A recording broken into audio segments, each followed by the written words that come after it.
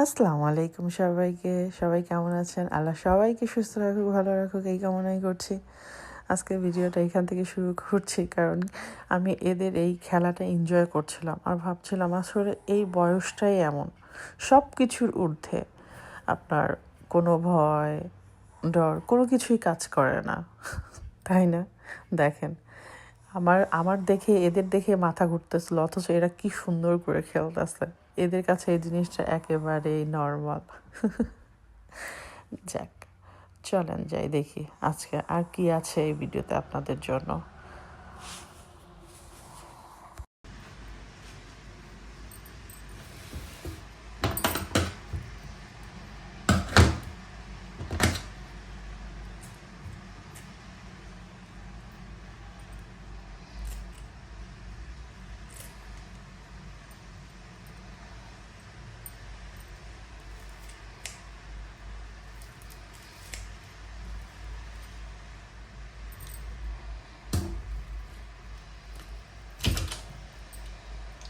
আজকে পরিষ্কার করতেছি রূপচাঁদা মাছ, রূপচাঁদাই তো বলে। তো আমরা তো এখানে টাটকা পাই না, ফ্রোজেন হয়ে আসে, আমরা সেটাই ইউজ করি। তো আজকে রান্না হবে রূপচাঁদা।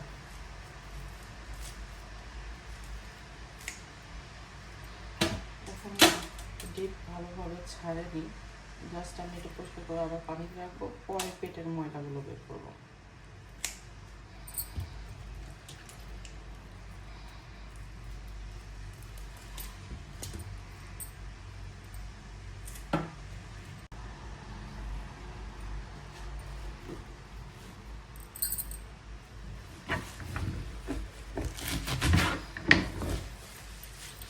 এটা সেদিন যে ব্রোকলি শাকটা আনছিলাম, ওই ব্রোকলি শাকটা রান্না করবো।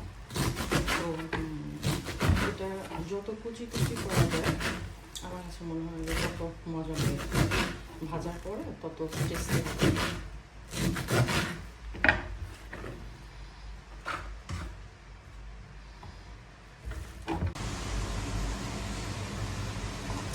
এই যে শাকগুলো আমার ধোয়া শেষ।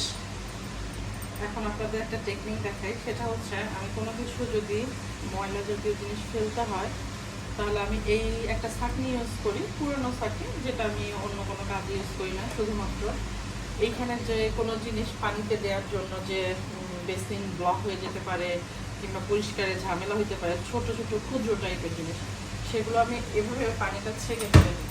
তাহলে আমার কাজও কম হবে, প্লাস আমার বেসিনটা ব্লক হওয়ারও ভয় থাকবে না।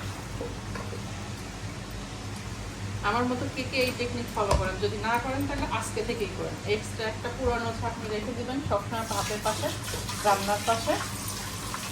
যখন কোনো কিছু ফেলার প্রয়োজন হবে তখন এভাবে ফেলবেন। কারণ শাকটা আমি আজকে কেটে তারপরে ধুয়েছি, তো এগুলো তো অনেক ক্ষুদ্র ক্ষুদ্র হয়েছে। তো এগুলো যদি আমি এখন এর মধ্যে দিই, একে তো বেসিনও ব্লক হয়ে যাবে, দুয়ে তো আমার কাজও বাড়বে। শুধু শুধু ধরতে গিয়ে এখন পানি পানির মতো চলে গেছে, নোংরা নোংরার মতো থেকে গেল। ভালো না বিষয়টা? কার কার ভালো লাগছে? ভালো লাগলে অবশ্যই জানাবেন।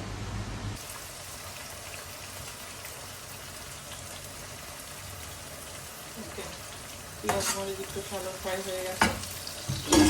এখন এর মধ্যে দিব হচ্ছে রসুন,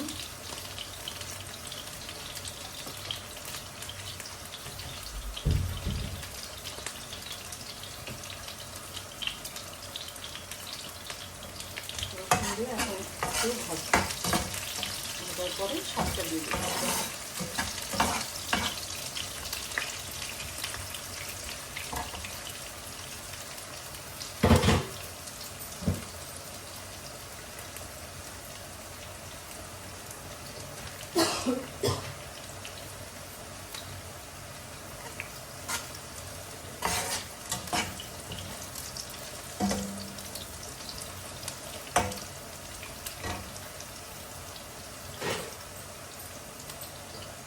যান, আমার পেঁয়াজ রসুন ভাজা শেষ। এখন এর মধ্যে শাকটা দিয়ে দেবো। আমি যতটুকু রান্না করতে চাই ততটুকু দিব, কারণ আমি একবারে সব সেদ্ধ করে রাখি। রান্নার সময় তো সব একসাথে রান্না করি না, সেদ্ধ করা হয়ে গেলে এইটা আমি আবার ডিপ করে ফেলবো।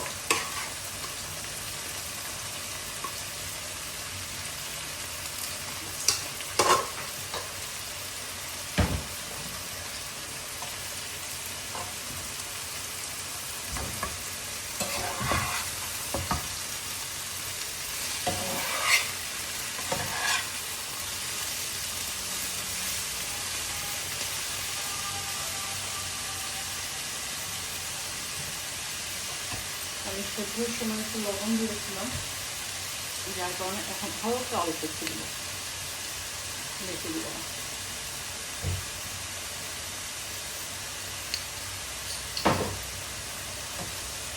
এটা ইটালিয়ান ব্রোকলি শাক। যারা আমরা ইটালিতে আছি তারা কম বেশি সবাই আমরা এটা চিনি। আমাদের দেশে সরিষার শাকের চাচাতো মামাতো খালাতো ভাই বোনেরা এই আর কি।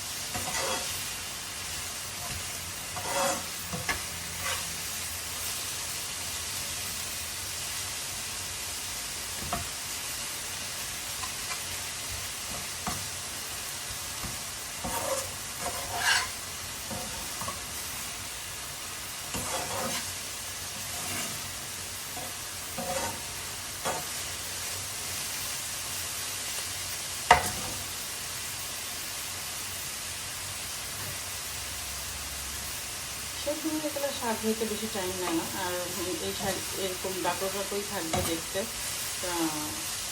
গলে যাবে না মাশাআল্লাহ। আর এরকম সবুজ সবুজ থাকবে, আর সবুজ সবুজ শাক থাকলে দেখতেও ভালো লাগে, খেতেও ভালো লাগে।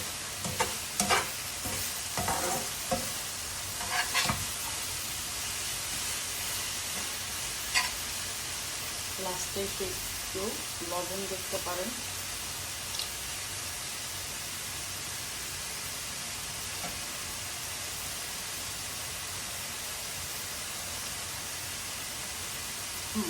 ডান, লবণ লাগবে।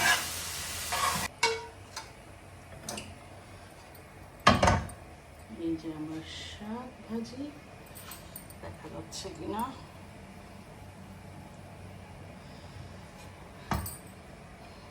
ওকে, আমার মতো কে কে আছেন মরিচ আনার পরে এইভাবে বেছে সুন্দর করে রেখে দেন?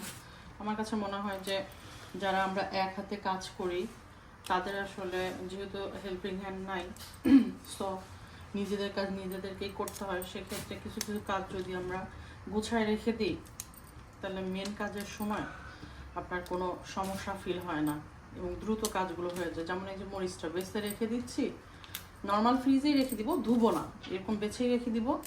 রান্নার সময় যতটুকু লাগবে ততটুকু বের করব, ধুবো, কেটে রান্নায় দিয়ে দিব।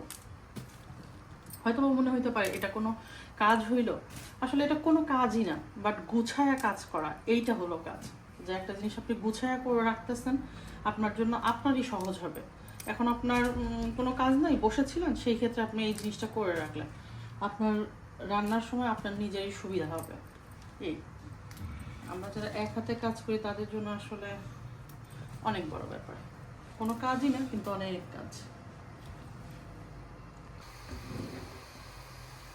বাচ্চাদের জন্য বিকালের নাস্তার প্রিপারেশন করতেছি, কারণ আজকে বাচ্চারা একটু মজা খেতে চাইছে। মজা বলতে কয়েকদিন আগে আমি পিঠা উৎসব করছিলাম সব ভাবিরা মিলে, তো ওই পিঠা উৎসবে আমি পিঠা বানিয়েছিলাম, মাংস পিঠা বানিয়েছিলাম। তো আমার বাচ্চাদের কাছে সেটা খুব মজা লাগছে, যার কারণে এটাকে আমি আবার বানায় ডিপ ফ্রিজ করে রাখছিলাম। এই যে পিঠাগুলা, তো সেগুলাই বিসমিল্লাহ, সেগুলাই বাচ্চাদের জন্য আবার আজকে ভেজে দিচ্ছি। তো এটা একটা সুবিধা যে বাসায় বানায় যদি আপনি রেখে দিতে পারেন, এটা একটা নকশা। 2টা নকশা বানাইছিলাম টোটালে, বানিয়ে দিতে পারেন তাহলে একটু বানায় কষ্ট করে রেখে দিলে ফ্রিজে আরামে খেতে পারবেন। আমি এটা মেনলি তেল গরম হওয়ার আগেই দিই, তা না হলে এটা এখন প্রপারলি হইতে চায় না বলতে হয় না, তো মজার ইয়েটাও থাকে না। আমি এই যে ডিপ করে রেখে দিচ্ছিলাম, এখন সেখান থেকে নিয়ে ভেজে দিই বাচ্চাদের। তেল ধিমি আছে দিয়ে তেল বলতেছি, চুলা ধিমি আছে জ্বলতেছে, বেশি ঝরে দেওয়া যাবে না, বেশি ঝরে দিলে ভিতরে সুন্দর করে হবে না। তেলটা এখন ধিমি আছে হবে, আস্তে আস্তে একটু টাইম লাগবে হইতে, এই আর কি। দ্রুত দিলে ভিতরে পড়ে যাবে, ভিতরে ভালোভাবে হবে না, মচমচা হবে না। এগুলো ভাজার জন্য টাইম দিয়ে ভাজতে হবে, তাইলে জিনিসটা ভালোভাবে হবে প্রপারলি।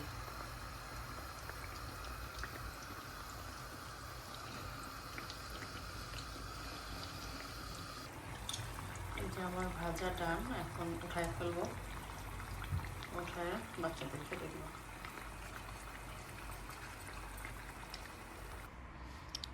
বাচ্চাদের নাস্তায় আজকে বিকালের নাস্তায় আছে হচ্ছে মাংস পিঠা আর মিষ্টি।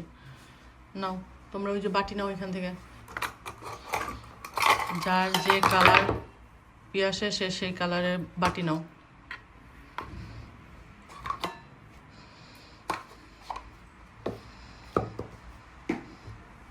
নাও তুমি আগে মিষ্টি নিবা নাকি পিঠা নিবা, যার যেটা দরকার সে উঠায় নাও। নাও উঠায় নাও, তুমি তোমারটা উঠায় নাও।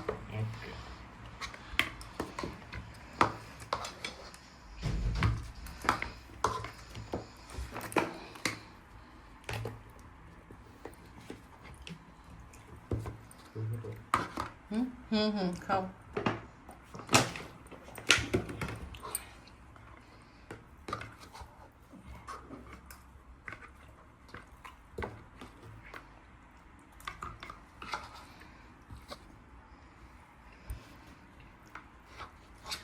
এটা এখনো গরম, এই কারণে আমরা প্রথমে মিষ্টি দিয়ে শুরু করছি,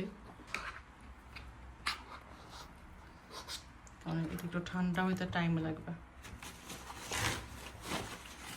শুরু হোক।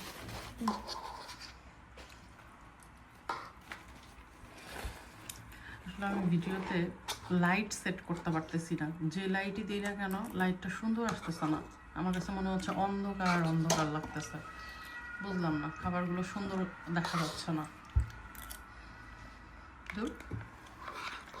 যাক, আস্তে আস্তেই শিখে যাব, আস্তে আস্তেই সব কিছু ঠিক হয়ে যাবে ইনশাআল্লাহ।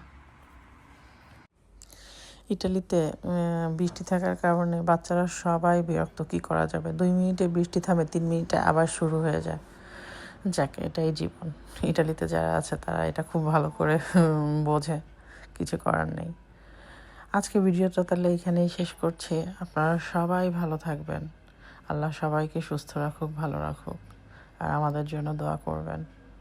খোদা হাফেজ।